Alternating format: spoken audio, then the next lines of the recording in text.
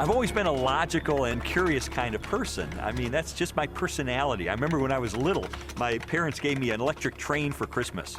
And then a couple hours later, my dad finds me in the garage, and I'm throwing the locomotive against the cement floor, trying to break it open. He said, "What are you doing?" And I said, "Well, I'm just trying to figure out how it works." I mean, my parents, because of all the why questions I would ask, finally went out and said, "Here," and they bought me an encyclopedia and said, "Look, the answers are in there. Go look for them. Go find them yourself." I mean, that's just the way I was. And so I guess it's natural that I would become a journalist, because journalists are looking for facts, they're looking for evidence, they're looking for data, they're looking for something that they can publish in the paper and have confidence it is true. Lee Strobel earned a Master of Studies in Law degree from Yale Law School and is the former legal editor of the Chicago Tribune. He is the best-selling author of several books that explore the evidence for the Christian faith. I guess given my curiosity, it's not surprising that when I was in high school, science was my favorite topic, because there the teachers actually encouraged me to cut open frogs and find out how things work, which I thought was great. When I was a teenager, I had this deep trust in science, and I think part of it was prompted by the fact that I grew up in post-Sputnik America, where Eisenhower encouraged all young people to delve into science so we could catch up with the Russians. So to me, science sort of represented the empirical, the hard facts, the things that could be proven experimentally, and that was sort of the way in which I looked at life. I thought people who had faith, people who believed in supernatural things like God, I saw that as a sign of weakness because, do you have any data to back that up? In the autumn of 1966, Strobel's interest in science led to a life-changing decision. I can take you back to the exact spot where I was sitting. It was in the third floor, overlooking the asphalt parking lot. I was in the second row, the third chair from the front, when my biology teacher recounted in great detail this experiment that had been conducted in the early 1950s at the University of Chicago. This experiment that impressed Strobel so deeply was one of the most famous in the history of science. In 1953, Stanley Miller, a graduate chemistry student, tried to demonstrate how life first emerged on Earth. Miller attempted to reproduce the Earth's early atmosphere. He pumped hydrogen, methane, ammonia, and a small amount of water vapor into a maze of glassware. Then sparked the gases with electrical discharges to simulate lightning. After 5 days, he discovered what he had hoped for: a few simple amino acids, the basic building blocks of living organisms, had collected in the dark residue at the bottom of the glass. Many hailed Miller's experiment as proof that essential components of life could have formed in the oceans of the Earth billions of years ago. The philosophical implications of Miller's experiment were instantly obvious to me. And for me, it was a eureka moment because I heard this and I thought, wait a minute. If you can show scientifically that life can emerge without any outside assistance, if life can emerge just from naturalistic circumstances, then God was out of a job. From there, the acceptance of Darwinian evolution, and full-blown atheism for that matter, was pretty easy. Because if living organisms could emerge by themselves out of this primordial soup without the assistance of any kind of a god or supernatural intervention, then they certainly could develop naturally over the eons into more and more complex creatures, just as Charles Darwin theorized in his book On the Origin of Species. As Strobel embraced Darwinism and its atheistic implications, he was surprised to discover that many Christians believed their faith was compatible with Darwinian evolution. There's no way you can harmonize neo-Darwinism with Christianity. I could never understand Christians who would say, well, I believe in God, and yet I believe in evolution as well. You see, Darwin's ideas about the development of life led to his theory that modern science now generally defines as an undirected process, completely devoid of any purpose or plan. Now, how could God direct an undirected process? How could God have purpose and a plan behind a system that has no plan and no purpose. It just does not make sense. Didn't make sense to me in 1966, and it doesn't make sense to me now. In 1972, Lee Strobel married Leslie Herdler. 5 years later, Leslie, an agnostic, became a Christian. And I thought, this is divorce. This is going to be the end of our marriage. But all the negative things I expected to happen in her as a result of her newfound faith, they didn't happen. And instead, I saw positive changes in her values and her character and the way she related to me and the children. And I thought, wait a minute, she is attributing this to God. And I don't believe God exists. And so that was the main thing that prompted me to say, maybe I need to really investigate this and get to the bottom of this and determine, is there really any rational way I could ever believe that this kind of a God really exists and really causes this kind of transformation in a human being? And so I decided to use my legal training and journalism training, my scientific curiosity, to systematically investigate, is there any credibility to the Christian faith? Because science had played such an instrumental role in his turn to atheism, Strobel embarked on an investigation of major discoveries in biology, chemistry, cosmology, and physics. His studies spanned more than 20 years and included interviews with scientists and scholars as he sought to determine for himself what these discoveries implied about the reality of a creator. Throughout his inquiry, one question remained constant. Does the evidence uncovered by contemporary science point us toward or away from the existence of God? Two-time Nobel Prize winner Linus Pauling once said that science should be the search for truth. And that's what I wanted to do. I didn't know where the evidence was ultimately going to take me, but I really did want to know the truth about God. And what I found shocked me, and it stunned me.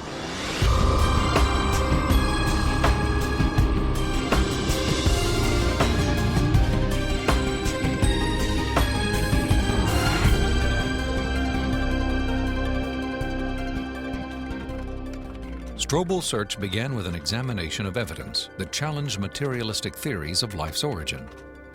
He discovered that this negative evidence contradicted the textbook explanations that had once convinced him the blind forces of evolution could account for the creation and diversity of life on Earth. A good example of negative evidence is the 1953 Origin of Life experiment by Stanley Miller, the one that helped lead me into atheism in the first place. As biologist Jonathan Wells explained to me, Miller's experiment has now been thoroughly discredited. Stanley Miller put together a glass apparatus, and in that apparatus he put a mixture of gases that people at the time thought reflected the atmosphere of the early Earth. And those gases were methane, ammonia, hydrogen, and water vapor. But then the professional opinion of what was there on the early Earth changed.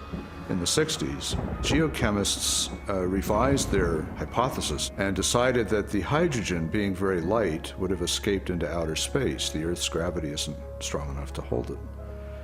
And probably the early Earth's atmosphere then consisted of what we now see coming out of volcanoes today, namely carbon dioxide, nitrogen, and water vapor. Well, if the early Earth's atmosphere consisted of those gases, then Stanley Miller's experiment would not work. In fact, he himself tried it with those gases, and he found that he couldn't produce any amino acids at all.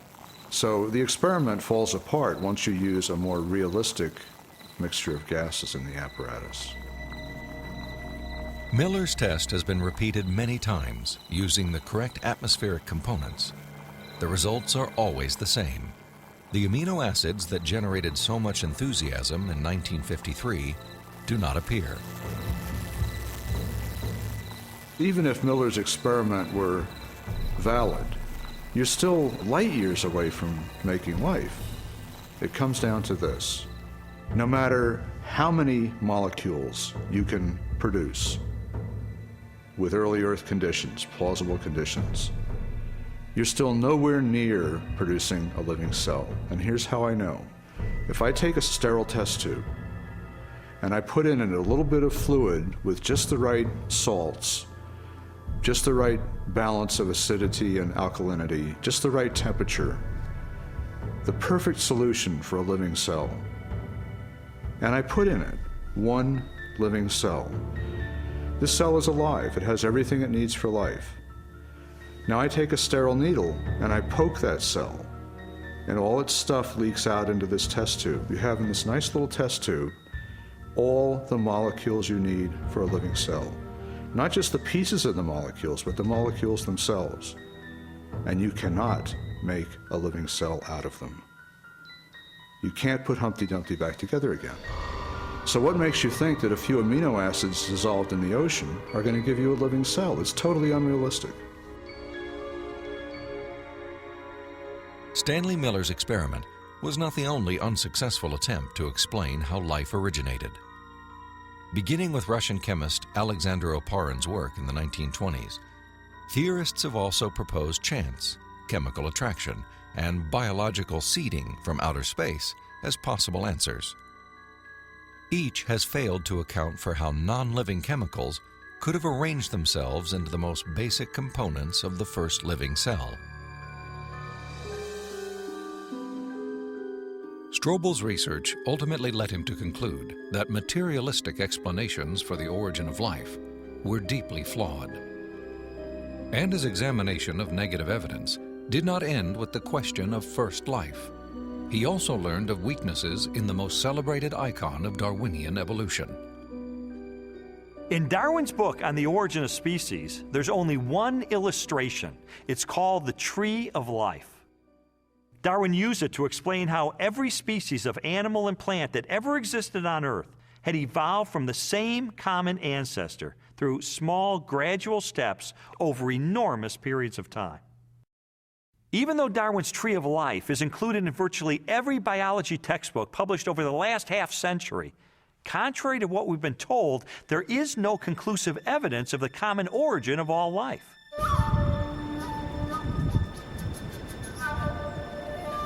Perhaps the most damaging blow to Darwin's theory is the fossil record. If all living organisms have descended from the same primitive life form, then the rock strata of the Earth should be filled with the fossilized remains of animals that were once part of a great evolutionary chain. A chain of small biological modifications, ultimately leading to a spectacular diversity of life.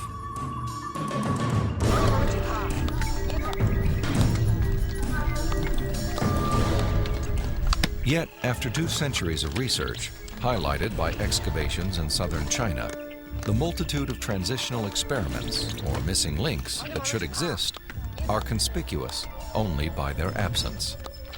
The most graphic example of this void in the fossil record is a geological era known as the Cambrian Explosion. The branching tree pattern of Darwin's theory is actually not seen anywhere in the fossil record unless we impose it with our own minds. So the Cambrian Explosion is the most dramatic refutation of the Tree of Life. The Cambrian Explosion of life was a dramatic episode in geological history.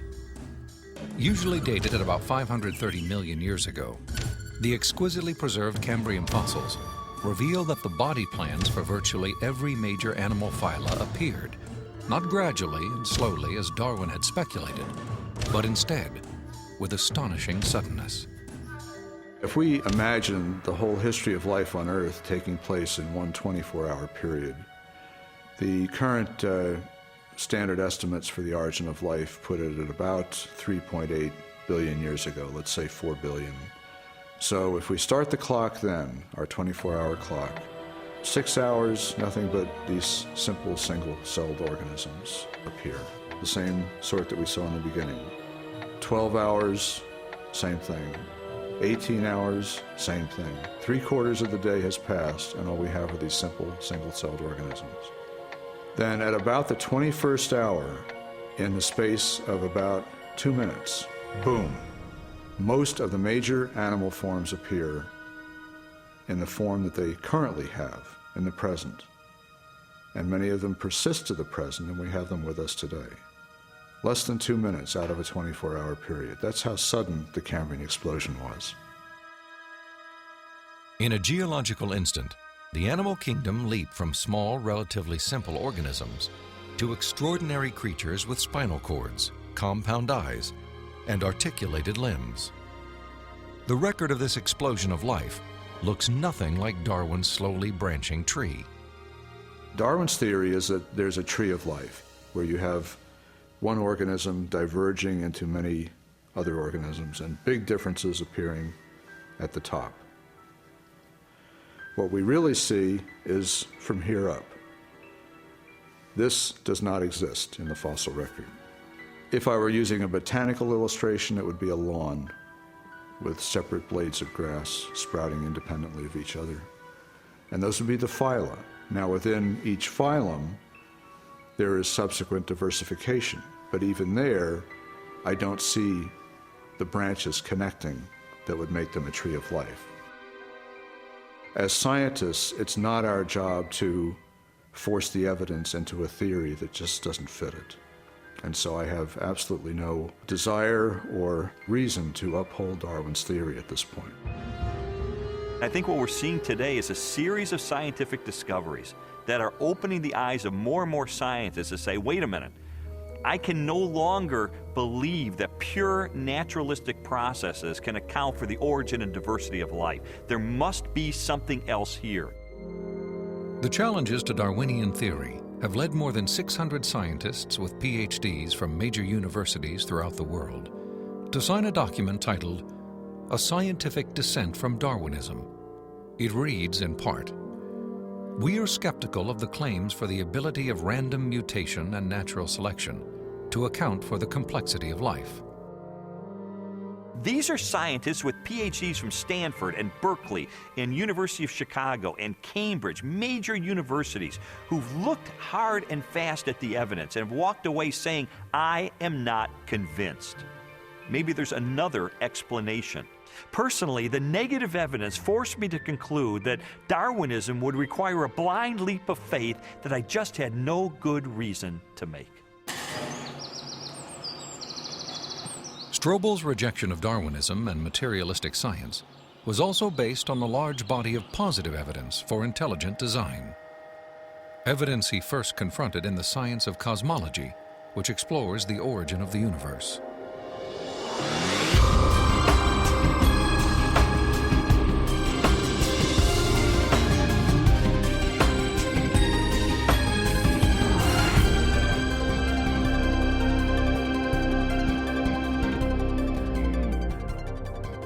How did the universe begin?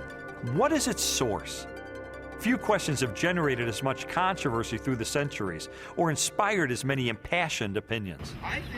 I interviewed William Lane Craig, a philosopher who has devoted much of his career to the study of cosmology and the question of origins.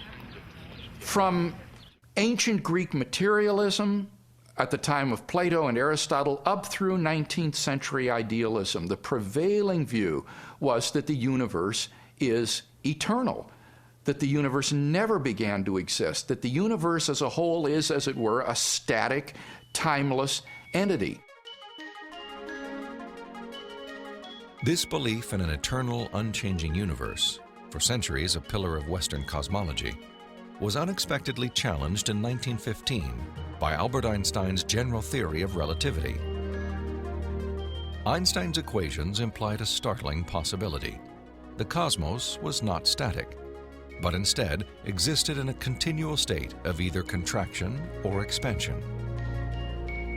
Einstein did not like the idea that the universe was dynamic at all. In fact, like almost all scientists at the time in the early 20th century, he assumed the universe was static and eternal. What's interesting and ironic is that he thought he had made some kind of mistake in his equations for the general theory of relativity.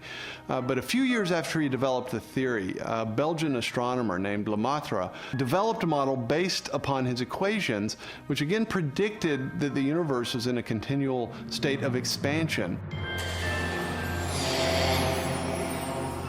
In 1929, theoretical predictions were confirmed with empirical data. At the Mount Wilson Observatory overlooking Los Angeles, astronomer Edwin Hubble studied light from distant galaxies. Hubble determined that galaxies beyond our Milky Way were moving away from us at a speed proportional to their distance from the Earth. The more distant the galaxy, the faster it is receding. Hubble's landmark discovery led most astronomers and physicists, including Albert Einstein, to a similar conclusion. If the universe is continually expanding, then at earlier points in its history, it must have been smaller and denser.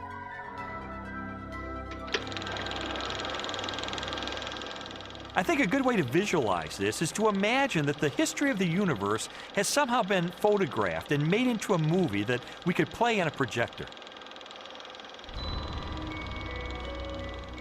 As the projector runs forward, we watch the universe as it continually expands. But if the projector were to be stopped and were switched into reverse to make the movie run backward, then instead of watching the galaxies move farther and farther apart from each other, we'd see them draw closer and closer together. As you trace this expansion back in time, the universe grows denser and denser and denser until finally the entire known universe is contracted down to a state of infinite density, which marked the beginning of the universe. At this point, which cosmologists call the singularity, all matter and energy, physical space and time themselves came into being. This literally represents the origin of the universe from nothing. So the startling implication of Hubble's discovery was the temporal finitude of the universe, that the universe had an absolute beginning at some point in the finite past. During the second half of the 20th century, other discoveries also pointed to a universe with a beginning. These images of the cosmic microwave background radiation document what most scientists now believe is the remnant heat generated during the universe's early history. Background radiation is found throughout the cosmos and indicates its expansion from a sudden, perhaps violent moment in time. This evidence for a finite universe has reaffirmed the conclusion of an ancient philosophical deduction. It is called the Kalam cosmological argument. The Kalam argument is deceptively simple in its formulation. It consists of basically three steps.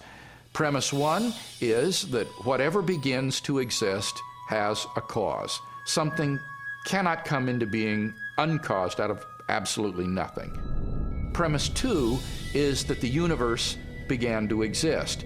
And the remarkable development that has occurred is that for the first time, we now have solid scientific evidence for the truth of that second premise, that the universe began to exist.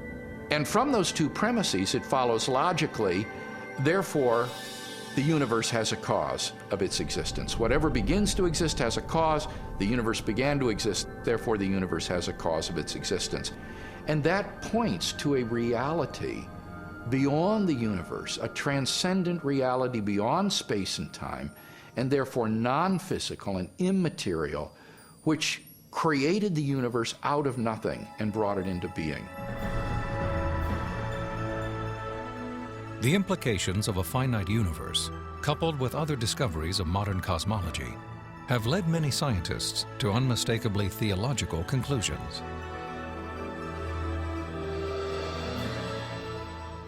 There is no ground for supposing that matter and energy existed before and were suddenly galvanized into action.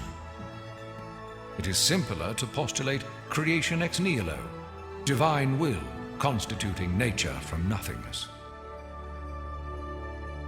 The chain of events leading to man commenced suddenly and sharply, at a definite moment in time, in a flash of energy and light.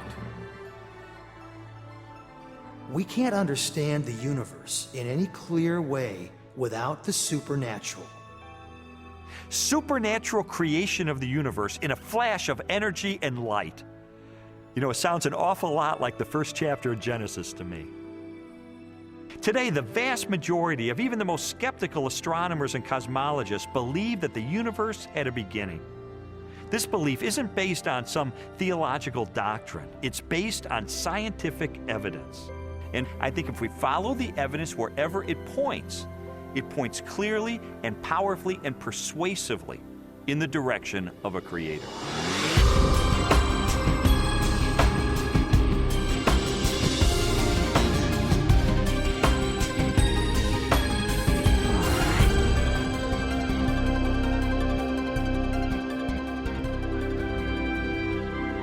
Since the beginning of time, all the matter in the universe has been governed by precisely balanced laws and constants.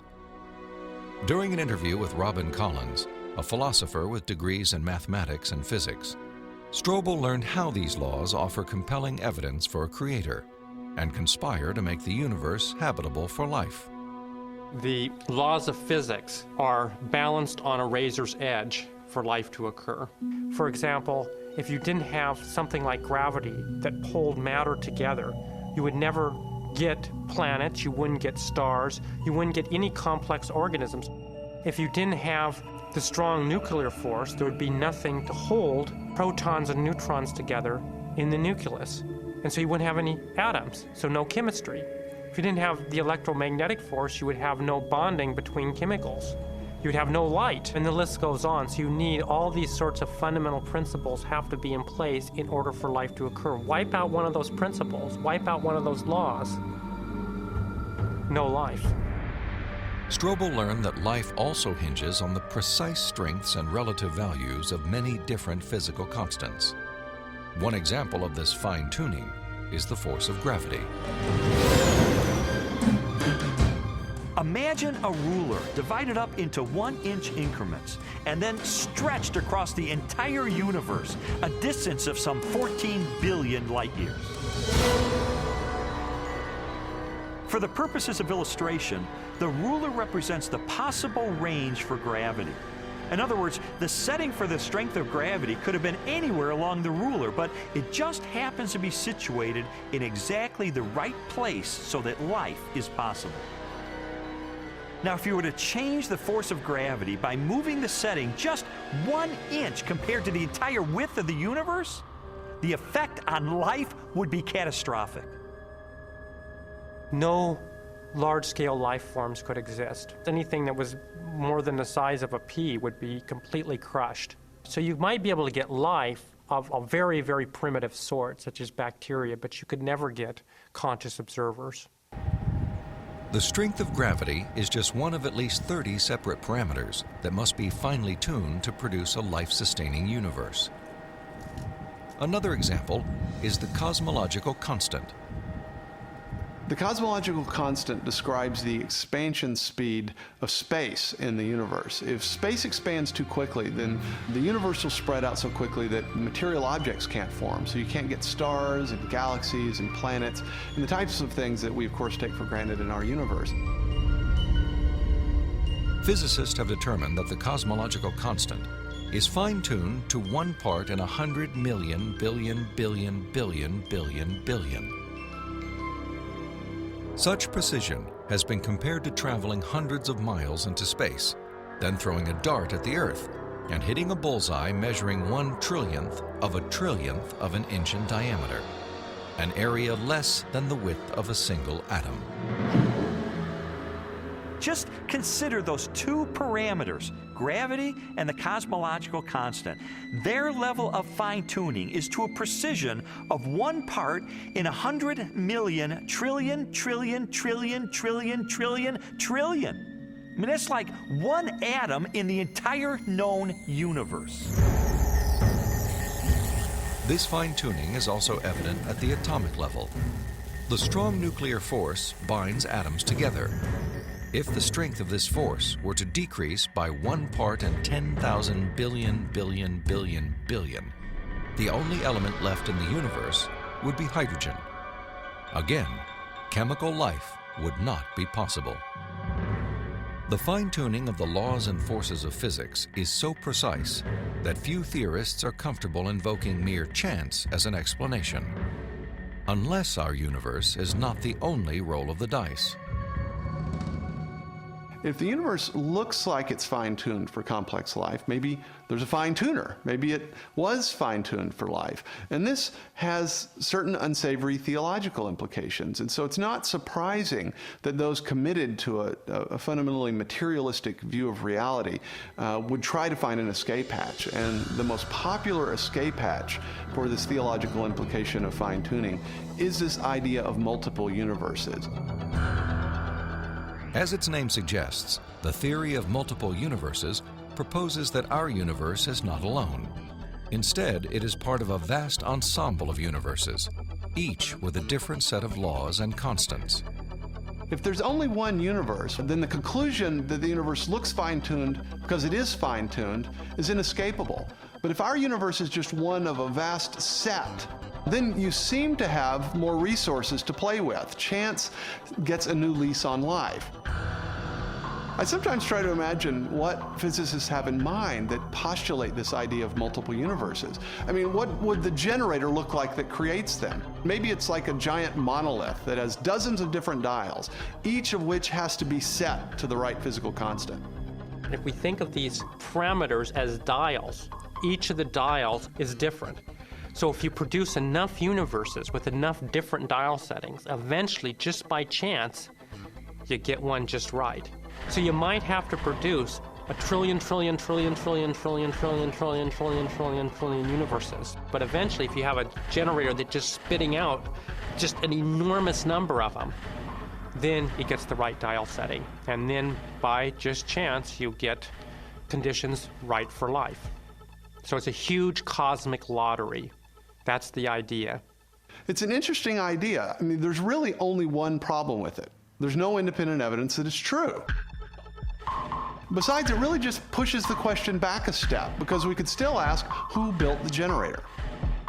The suggestion of multiple universes strikes me as a desperate attempt to explain away the obvious, which is that the universe is finely tuned by an intelligence to sustain complex life.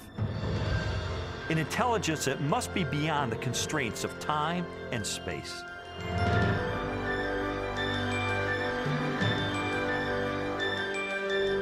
Strobel's journey through a universe finely tuned for life inevitably led him home, to the blue jewel of our solar system, the planet Earth. There he encountered another array of critically balanced conditions essential to human existence. When I was an atheist, I saw planet Earth as being one of probably billions of planets just like it all over the universe. I saw our sun as being an average, undistinguished type of a sun. I figured as I looked up at the stars at night that there must be millions and millions of advanced civilizations out there. I just thought there was an ordinariness to our situation. This line of reasoning was totally consistent with my atheistic worldview. But what I learned later is that it's not consistent with what science is revealing about the Earth. Strobel's investigation caused him to consider the many conditions necessary for a life-sustaining planet. In the process, he was introduced to the science of astrobiology and astronomer Guillermo Gonzalez. I'm an astrobiologist, and what motivates me is just to examine the conditions necessary for life and look elsewhere in the universe and see if those conditions are met anywhere else. And the answer could be yes, and the answer could be no, and either answer is interesting. For more than a decade, Guillermo Gonzalez has researched the characteristics of a planet required to support complex life. Estimates vary, but a current list of these factors would number at least 20 and include an oxygen-rich atmosphere, liquid water and large continental land masses, a home star of the right temperature and mass, an orbital path that is neither too far nor too close to the home star, a moon large enough to stabilize the tilt of the planet's axis and the movement of its tides, a magnetic field strong enough to deflect the sun's radiation, and a position in the relatively narrow habitable region of a spiral galaxy. All these factors have to be met at one place and time in the galaxy if you're going to have a planet as habitable as the Earth, which you need for complex and even technological life. Theorists have attempted to calculate the odds of all the necessary factors for life appearing at the same time on the same planet.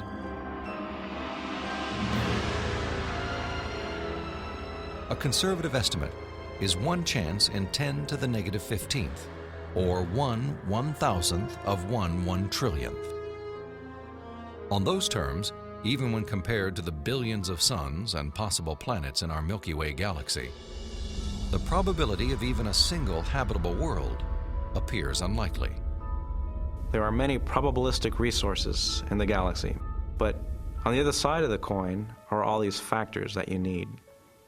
You have to get just right in order to have just one habitable planet like the Earth. And that leads me to conclude that yes, we're rare in the galaxy. Gonzalez's study of the Earth's habitability led him and colleague Jay Richards to expand the scope of their research. They began to examine how a life-sustaining planet like Earth may also give its human inhabitants access to the mysteries of the universe. I don't think there has ever been a time in the history of the human race in which at least some people haven't contemplated these questions. We ask, why can we see distant galaxies, millions of light years away in the universe? Why can we postulate what's going on inside atoms or inside black holes? Why are we able to discover things about the universe, to answer questions about its age? For most scientific discoveries that we're able to make, these sorts of things can't be explained in terms of the survival of the fittest of our distant ancestors. Not only our ability to do science, but the openness of the natural world to science just completely outstrips the sort of reductionist and Darwinian explanations that we're used to. In response to this evidence, Richards and Gonzalez have argued that our ability to make scientific discoveries is no fluke or accident. Instead, it points to an underlying purpose behind the universe. It is actually designed for discovery. Guillermo Gonzalez and I spent several years pursuing a hypothesis that those rare things that life needs in a planetary environment, those things that make a planet habitable, also set up the best set of conditions overall for scientific discovery. There are many examples of this correlation, including our planet's oxygen-rich atmosphere, both a critical requirement for our survival and a transparent window that allows us to explore the distant universe.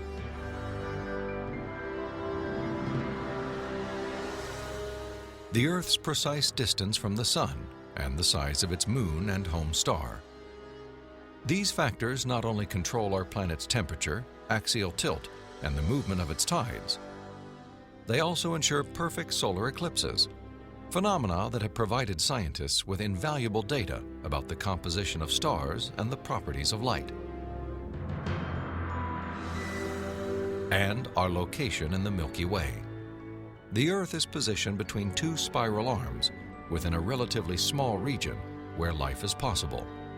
As a result, we enjoy an excellent platform for clear, unimpeded views of our galaxy and the rest of the cosmos. I think God intentionally created a habitat for us that allows us to see Him through the creation that He has left behind. And this habitat is conducive for us to do scientific research. It didn't have to be that way, but it is. Why? Because I believe that by doing science, we find God.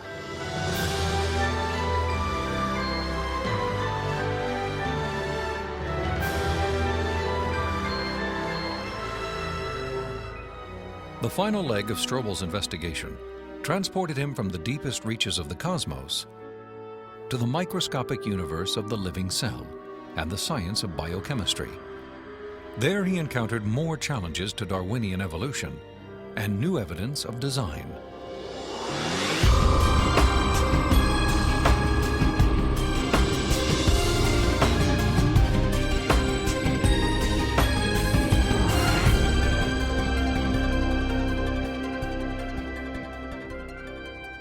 Throughout the second half of the 20th century, spectacular technologies revolutionized scientific understanding of the cell, the basic unit of life. During an interview with biochemist Michael Behe, Strobel learned how this new knowledge has shaken the foundations of Darwin's theory. In the 19th century, when Darwin was alive, scientists thought that the basis of life, the cell, was some simple glob of protoplasm, like a little piece of jello or something that was not hard to explain at all. But with the hard work of science in the 20th century, we've seen that the cell is far from simple. It's got very complicated molecular machines and things that are very resistant to Darwinian explanation. Michael Behe has devoted his career to the study of the design and operation of the cell. He has also written extensively on the biochemical challenge to evolution. Most people have no idea of how small and complex cells are. A typical cell from you or me, called a eukaryotic cell, is probably 1/10 of the size of the head of a pin. And yet, in that single cell, there are about 3 billion units of DNA, making out the chromosomes. And those 3 billion units make the molecular machines of the cell, literally machines that make the cell work. With computer animation, we can enter the cell.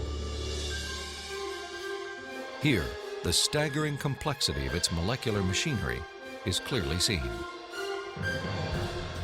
It's like going into an automobile factory. The factory has a large number of machines. The parts have to fit together in very specific ways to do their jobs, and if things go wrong, the cell is in big trouble. And just one cell is enormously complex, but humans, you and I, are made from trillions of cells, and those trillions of cells have to fit together in the right way and do their own job. Darwinism was a lot more plausible when we were thinking about globs of protoplasm than it is when we're thinking about molecular machines. Each of these biochemical machines is a masterpiece of engineering and nanotechnology. They are essential to functions as vital and diverse as vision, photosynthesis, and the production of energy in the cell. Michael Behe has studied several of these machines, including the flagellum, a remarkable rotary motor. I remember the first time I looked in a biochemistry textbook and I saw a drawing of something called a bacterial flagellum with all of its parts in all of its glory. It had a propeller and the hook region and the drive shaft and the motor. And I looked at that and I said, that's an outboard motor. That's designed, you know, that's no chance assemblage of parts. Behe's reaction was not surprising, especially when the bacterial flagellar motor is animated and magnified more than 50,000 times to display the details of its construction and operation. Howard Berg at Harvard has labeled it the most efficient machine in the universe. These machines, some of them are running at 100,000 RPMs and are hardwired into a signal transduction or sensory mechanism so that it's getting feedback from the environment. It's got some tail proteins which act as the propeller. When the flagellum rotates, these push against the water and therefore push the bacterium forward. And the motor uses a flow of acid from outside of the cell to the inside of the cell to power the turning. The bacterial flagellum has 2 gears, forward and reverse, water-cooled, proton motive force. It has a stator, it has a rotor, it has a U-joint, it has a drive shaft, it has a propeller.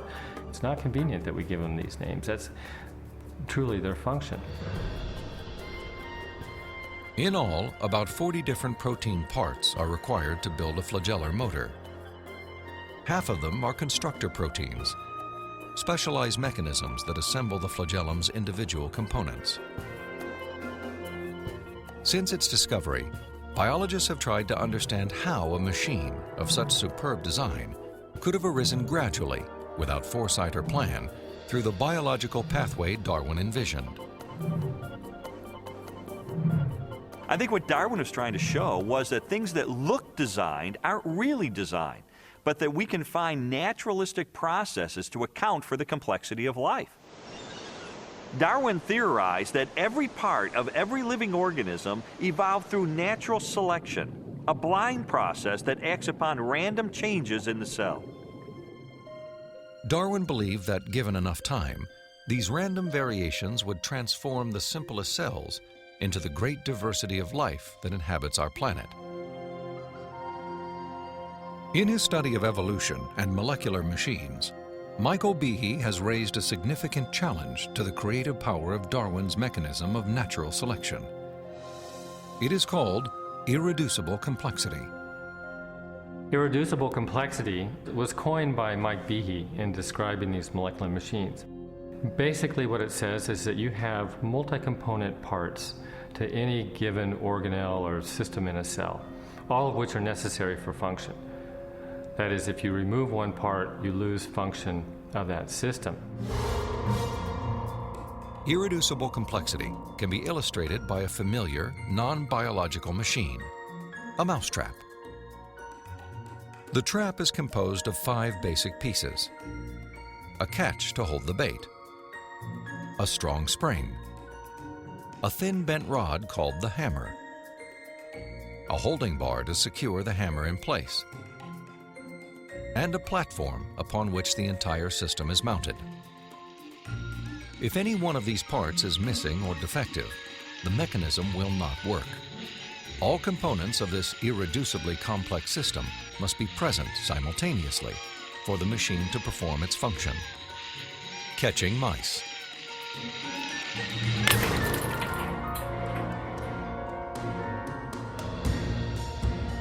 The concept of irreducible complexity also applies to biological machines, including the bacterial flagellum. All told, there are about 40 different protein parts which are necessary for this machine to work.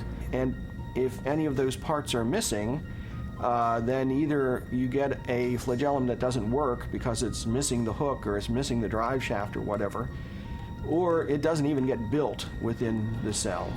You can't put something like that together gradually because they need a large number of parts interacting with each other at the same time before they work at all. Without the tools to observe the machinery of the cell, and long before the idea of irreducible complexity, Charles Darwin offered a way to test his own theory. In Origin of Species, he wrote, "If it could be demonstrated that any complex organ existed, which could not possibly have been formed by numerous, successive, slight modifications, my theory would absolutely break down." Darwin acknowledged that if someone identified a biological system that could not have been constructed in incremental steps over long periods of time, then his theory would be invalid. And what Michael Behe and others have discovered is the existence of biological machinery that cannot be explained away by Darwinian processes. Darwin's failed predictions have in fact falsified his own theory.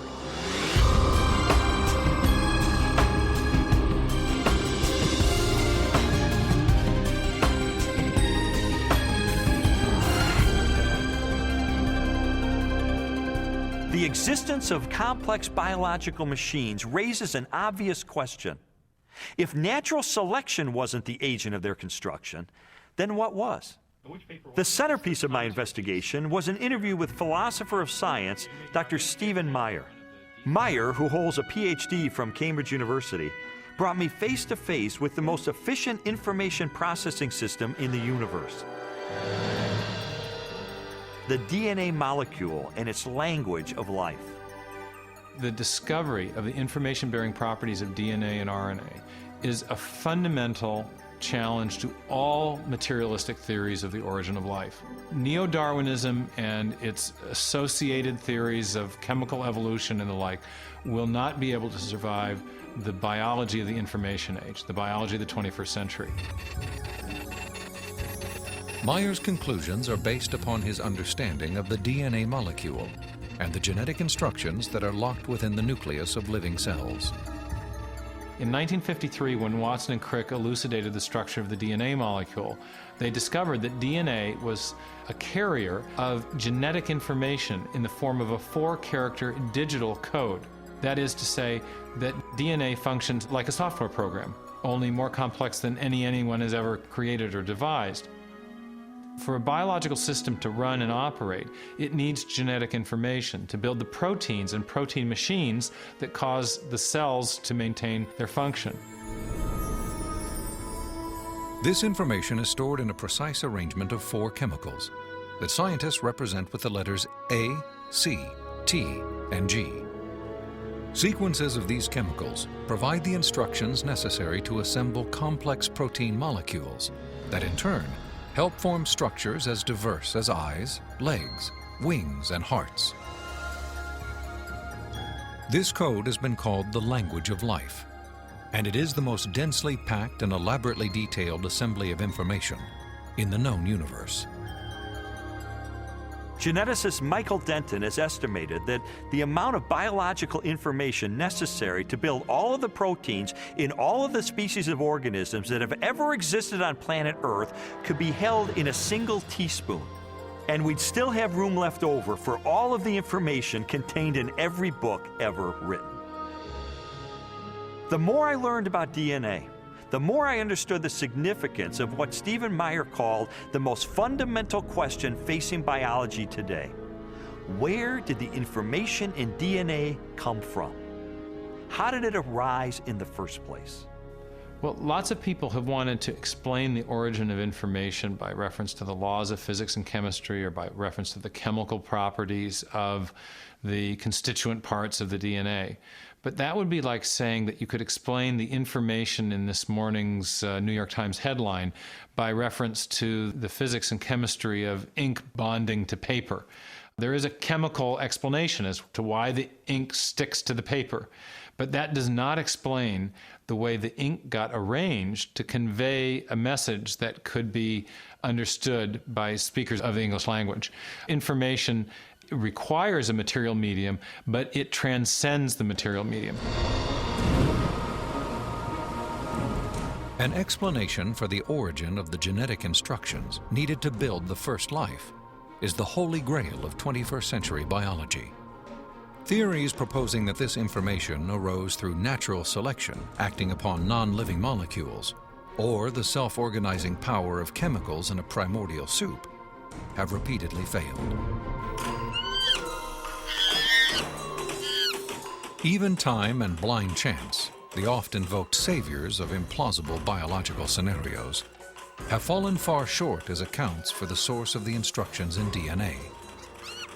Mathematicians, for example, have calculated that a universe filled with monkeys, typing relentlessly throughout the oldest estimated age of the cosmos, would have no realistic chance of producing Shakespeare's play Hamlet, let alone a transcript of the genetic information required to build even the simplest living cell.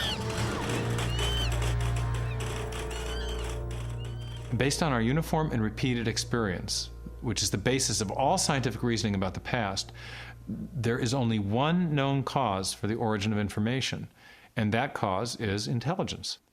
Whether we're looking at a hieroglyphic inscription, a section of text in a book, or a computer software, if you have information and you trace it back to its source, invariably you come to an intelligence.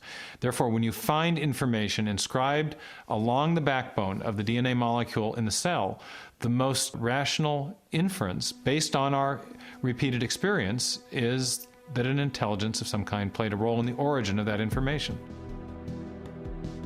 The implications of the scientific evidence, coupled with Meyer's logic, are profound. If we are finding information inside every cell and every living creature, could that not be, in a sense, the signature of a creator?